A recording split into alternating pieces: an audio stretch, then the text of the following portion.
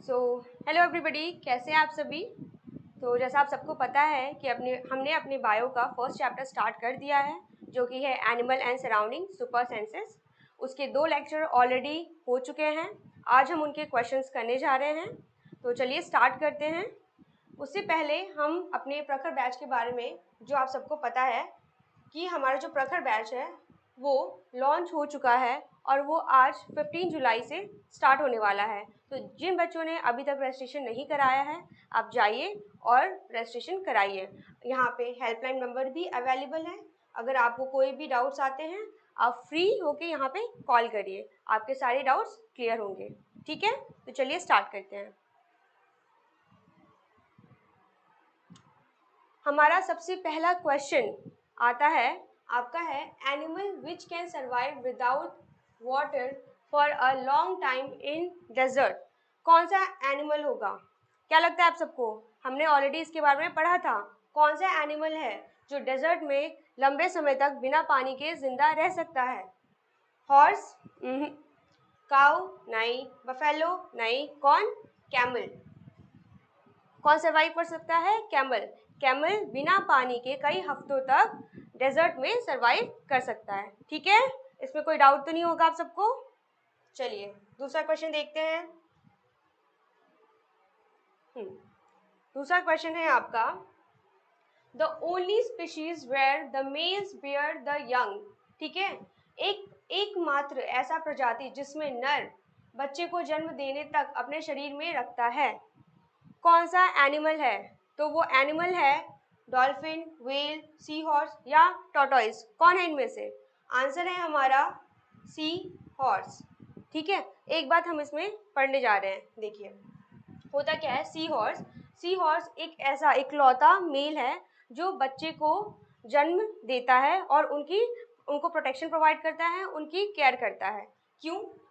जैसे आपने कार्टून देखा होगा डोरेमोन, उसमें क्या होता है, एक पाउच लाइक स्ट्रक्चर्स होता है ना, उसमें पाउच प्रेजेंट होता है, उसके पास पाउच होता है ना। सेम वे में ये जो सी हॉर्स होता है मेल हमारा, जो ये मेल सी हॉर्स होता है ना, देखो ये रहा इसका पाउच, इसमें ये बेबीज इसके प्रेजेंट है। तो सी हॉर्स हमारा जो होता है मेल सी हॉर्स, वो बच्चों को कैरी करता है। उसके पास क्या होता है? पाउच होता है।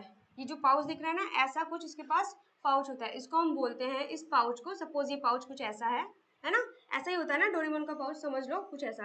ये सपोज पाउच है, इस पाउच को हम बोलते हैं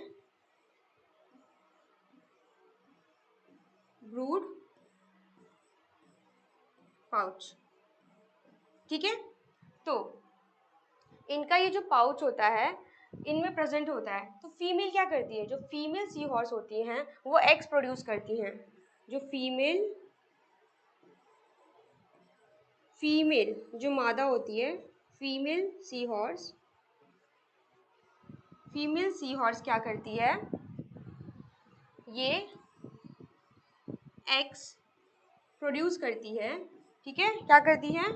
एग्स को प्रोड्यूस करती है और फिर ये एग्स को ले जाके इसके ब्रूड पाउच में डाल देती है। उसके बाद क्या होता है? उसके बाद वो मेल की जिम्मेदारी होती है कि उसके बच्चे जब तक बड़े ना हो जाएं, पैदा ना हो जाएं, तब तक उनको मेल जो होता है कैरी करता है। ठीक है, और उसके बाद मेल ही होता है, रिस्पॉन्सिबल होता है उन बच्चों को जन्म देने के लिए।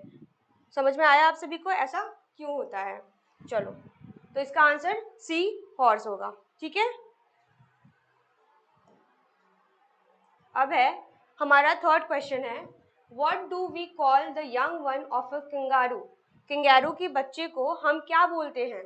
तो फोल बछेड़ा, कोल्ट नर बछेड़ा और जॉय कब, क्या बोलते हैं? इनमें से क्या बोलते हैं? तो देखो, जो फोल होता है ये हम घोड़े के बच्चे को बोलते हैं। जब घोड़े का बच्चा छोटा होता है, 1 साल के अंडर होता है, तो उसको हम फोल बोलते हैं। हॉर्स के बच्चों को हम बोलते हैं कोल्ट। भी हम हॉर्स के बच्चे को ही बोलते हैं। जब वो लगभग 4 साल का हो जाता है तब हम उसे बोलते हैं कॉल्ट। ये दोनों जो नाम है फोल एंड कोल्ट जो है, ये दोनों हॉर्स के बच्चे को बोलते हैं। फर्क बस इतना है कि फोल जब 1 साल का बच्चा होता है हॉर्स का तो उसको फोल बोलते हैं, अगर वो 4 साल का है ना, उससे छोटा है तो इसको कोल्ट बोलेंगे। जॉय, यहाँ पे जो जॉय है, ये कंगारू के बच्चे को क्या बोलते हैं हम? जॉय। ये आपका आंसर होगा।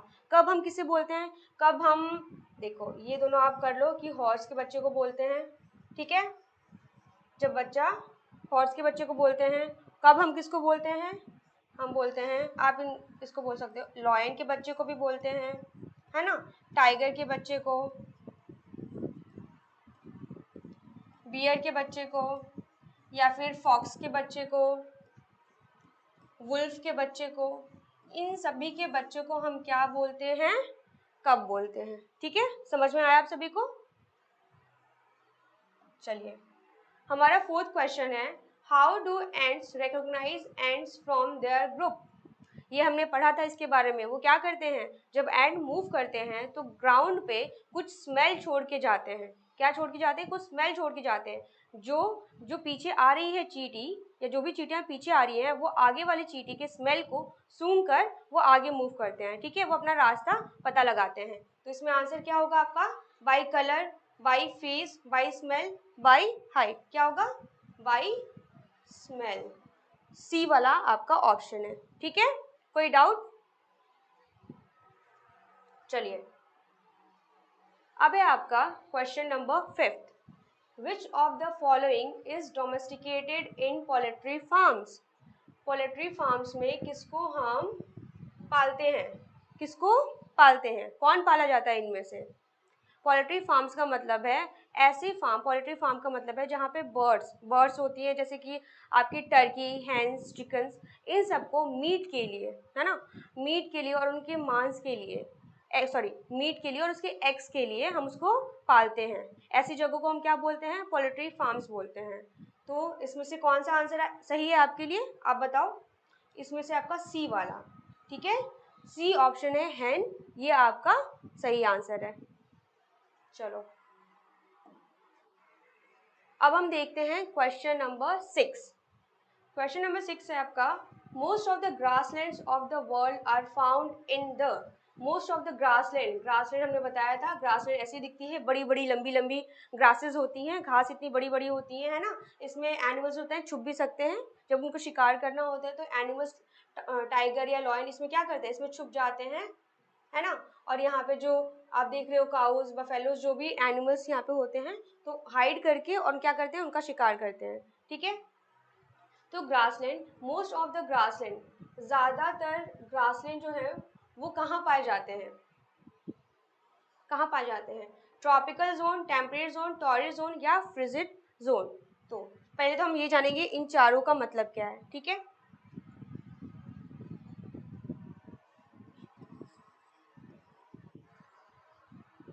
देखो यहाँ पे दिया है ट्रॉपिकल जोन और टॉरिड जोन। पहले तो ये जो ट्रॉपिकल जोन है और ये जो टॉरिड जोन है ना, ये सेम है, सेम ही को बोलते हैं, बस दो अलग अलग नाम है इनके।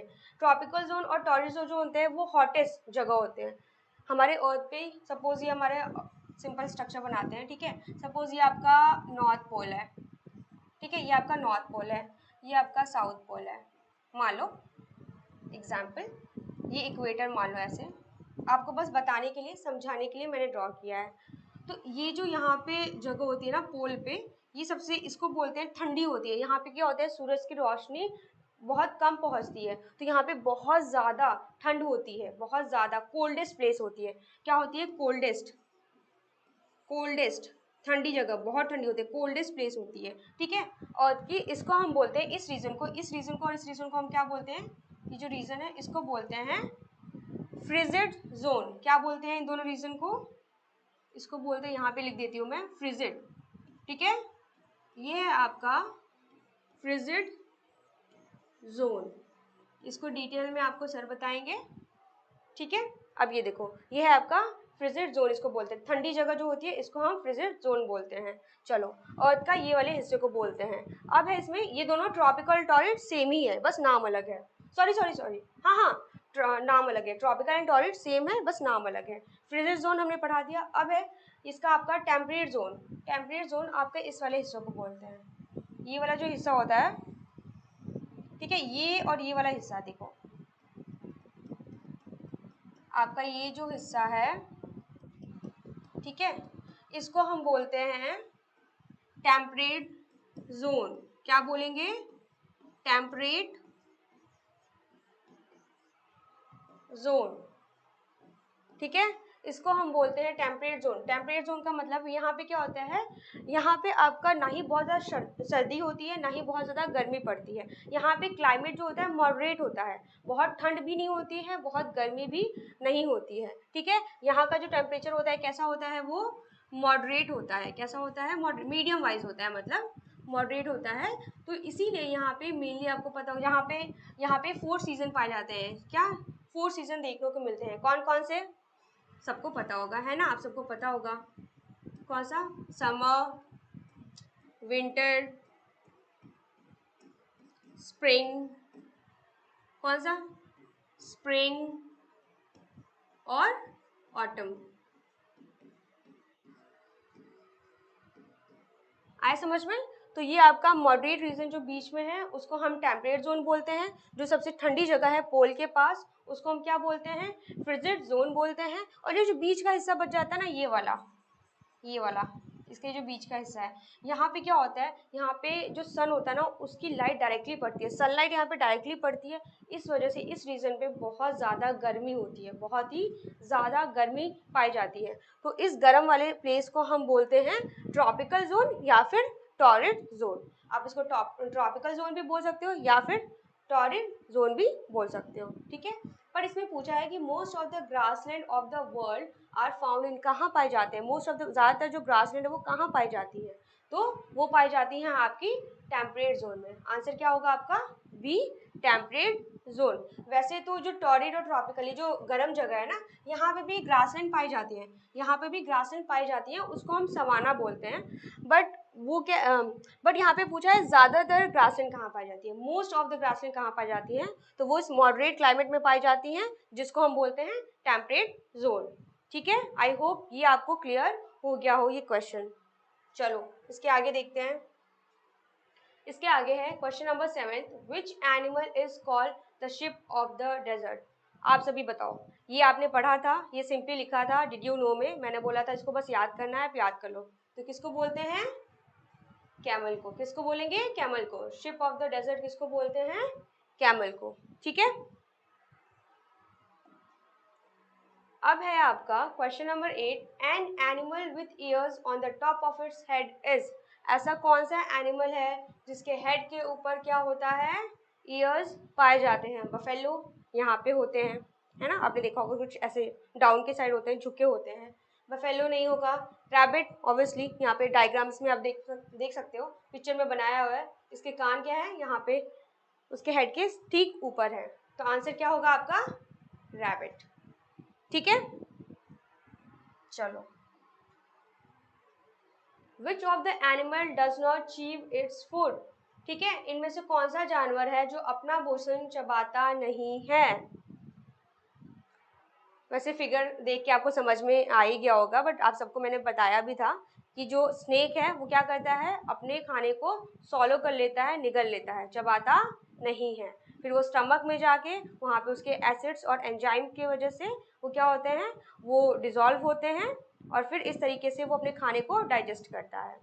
तो आंसर क्या होगा आपका, स्नेक, ठीक है। हमने जो चैप्टर पढ़ा था इसमें सारी चीज़ें दी हुई थी, कुछ भी बाहर से नहीं आ रहा है। एक आध जो क्वेश्चन बाहर था वो टेम्परेट रीजन वाला, वैसे ग्रासलैंड हमने बताया था क्या होता है, बट वो पूछा था कि कहाँ पाए जाते हैं, ठीक है ना। कुछ क्वेश्चंस अगर आए हैं तो वो मैंने एक्सप्लेन कर दिए हैं एंड आई होप आपको समझ में आ रहे हैं, ठीक है। चलो, विच one of the following does not lay eggs, इनमें से कौन सा एनिमल है जो एग्स नहीं देता है। कौन सा मैमल है ऐसा, हमने पढ़ा था, कौन सा ऐसा मैमल है, सॉरी, कौन सा ऐसा बर्ड है जो अंडे नहीं देता है ना। वैसे तो ये मैमल की कैटेगरी में आता है बट ये एक्सेप्शन था आपका, हमने पढ़ा था बैट के बारे में। आंसर क्या है इसका, bat.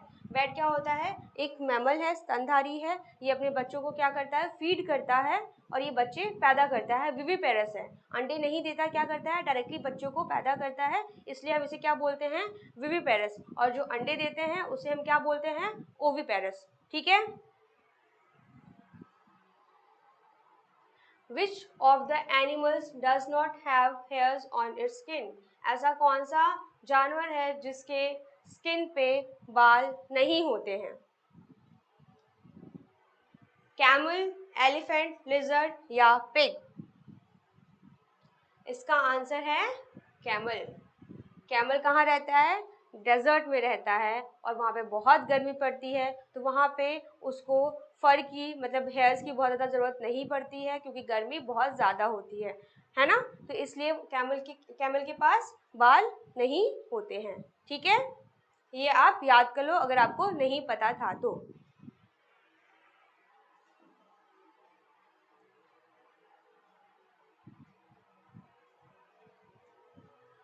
Question number 12, which one of the following statement is correct?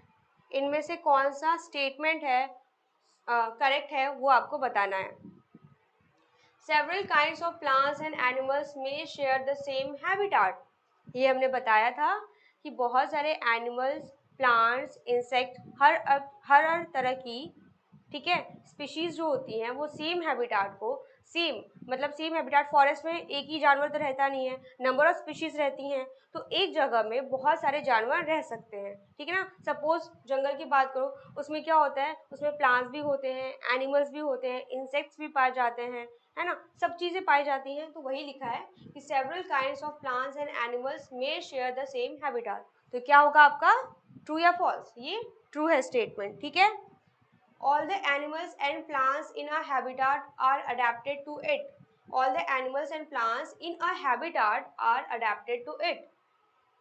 है ना, कोई भी जानवर जहाँ रहता है उसके अकॉर्डिंग खुद को क्या करता है, ढालता है। किसी आवास में रहने वाला सभी पौधे और जानवर उस आवास के अनुसार अनुकूलित अडेप्टेड होते हैं। अनुकूलित मतलब आपका होता है अडेप्टेड। ठीक है, अब आपको समझ में आ रहा होगा, हिंदी भी यहाँ पे लिखा हुआ है अगर किसी को इंग्लिश में नहीं समझ में आ रहा तो ये भी क्या होगा आपका, ट्रू होगा। तो आपका पूछा है कि कौन सा statement, which one of the following statement is correct? A B, ये भी सही है। अच्छा, both the statement are correct, इसका आंसर होगा C, both the statement are correct. ठीक है,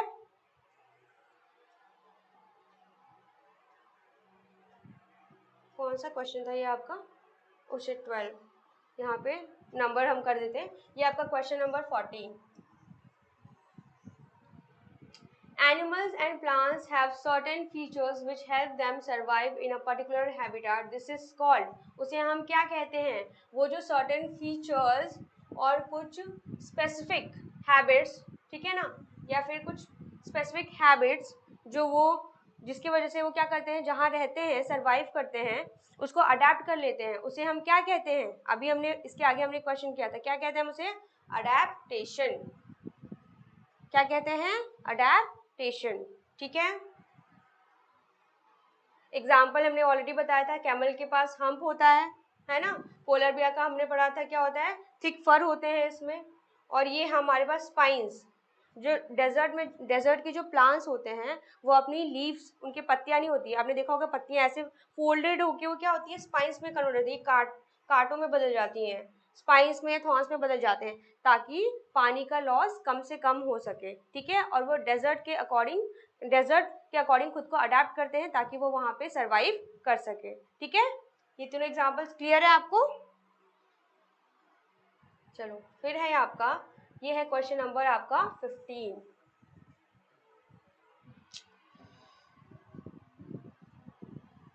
ये है आपका क्वेश्चन नंबर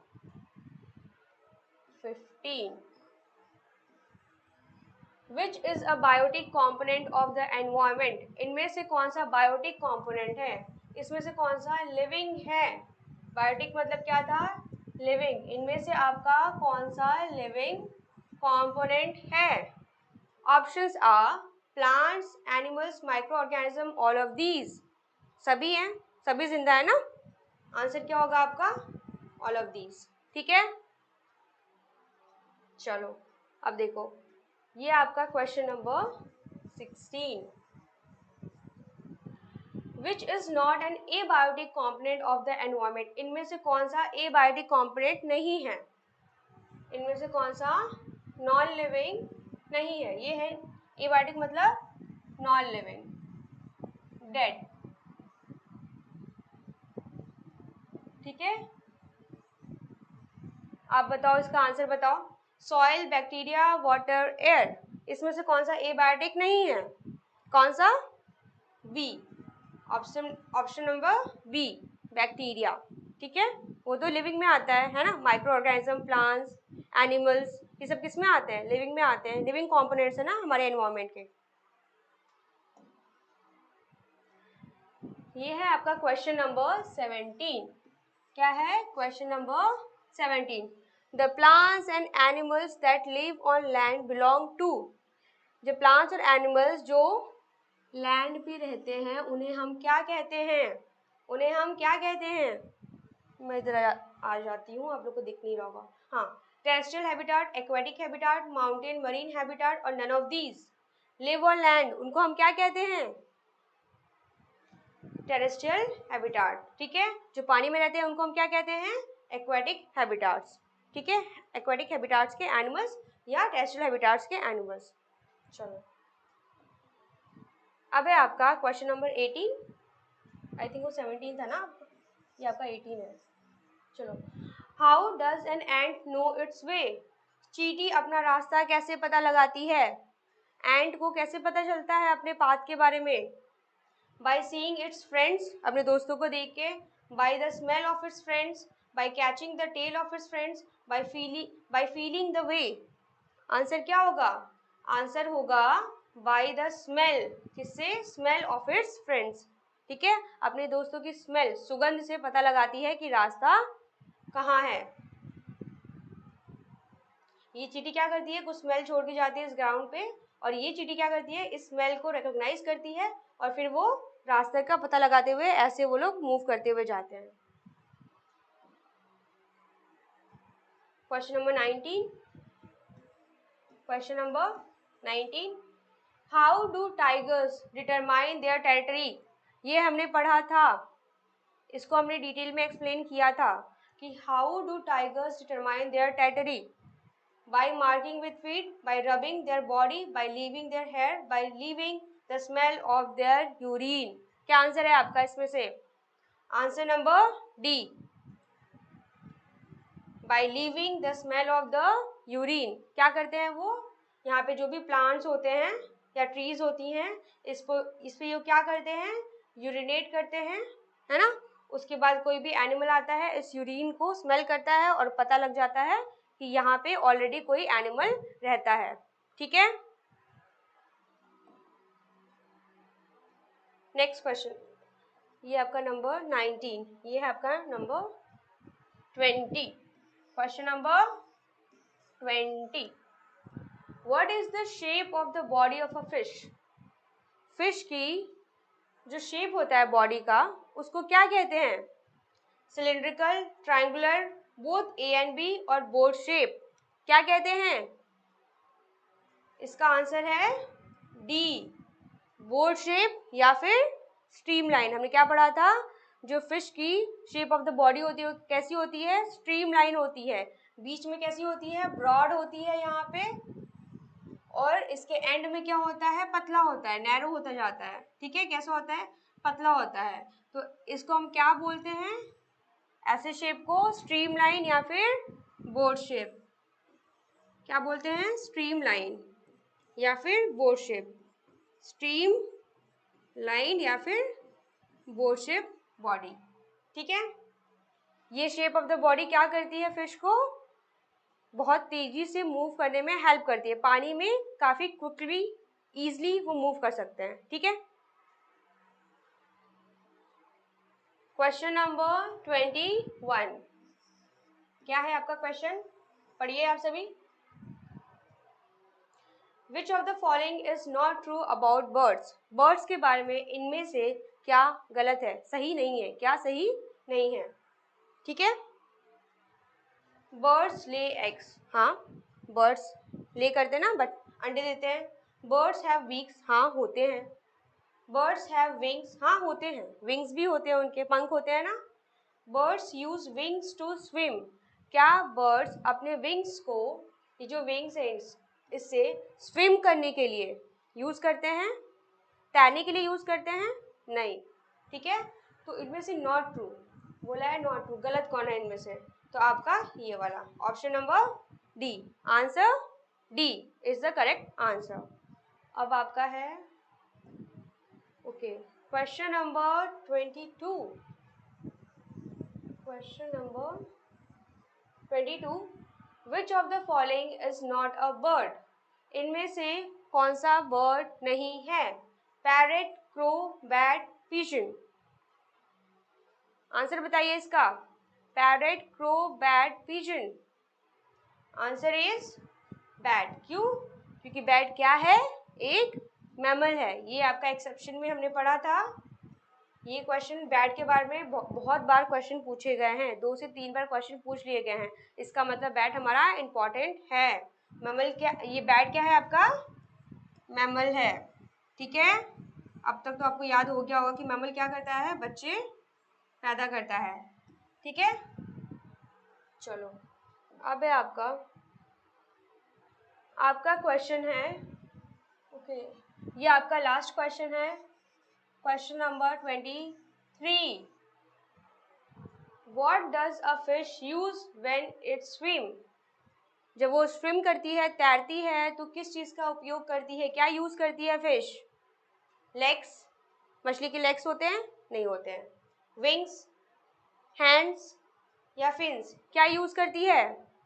विंग्स हमने देखा बर्ड्स में होते हैं, लेग्स तो ह्यूमंस के होते हैं, हैंड्स भी नहीं होते हैं। क्या यूज़ करती है तैरने के लिए वो?